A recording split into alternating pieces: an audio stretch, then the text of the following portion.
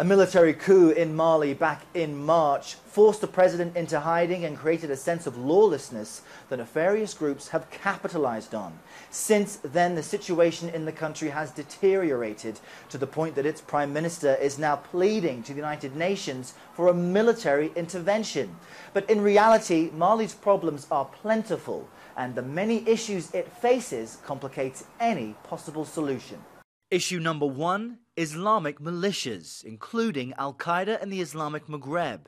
AQIM is known to have a sphere of influence stretching from southern Morocco across the Sahara Desert. Sources tell CNN they've aligned themselves with Ansar Dine, a militia in northern Mali. The power vacuum left by the coup allowed these militias to push their extremist ideology southward, destroying Islamic shrines in the famous town of Timbuktu on the way.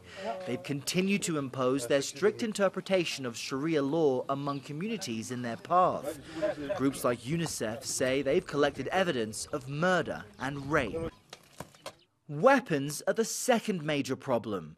The Malian Prime Minister confessed to CNN on Tuesday that the recent Arab uprising and conflict in Libya actually led these militias to obtain advanced weaponry. We have very sophisticated weapons from the Libyan army that were smuggled into the Malian desert by groups, and they have now taken a foothold and don't want to let go. And it is so, those weapons are so sophisticated that the Malian army really doesn't stand a chance.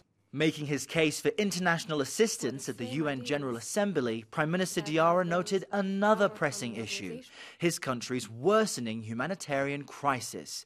A severe drought in the region has led to drastic food shortages over the past year. Diarra says this and the Islamic insurgency have led to the displacement of 350,000 people, most of whom have fled to neighboring countries. The UNHCR says only a third of requested relief aid has been received, leading the organization's head to describe the situation in Mali as one of the most neglected humanitarian situations in the world. All of these issues have led to divisions at the UN General Assembly on how to implement a military intervention. Mali's former colonial power, France, and its neighbor, Niger, support military intervention as soon as possible. But countries like the United States want to see a locally elected government put in place first before a military commitment can be made.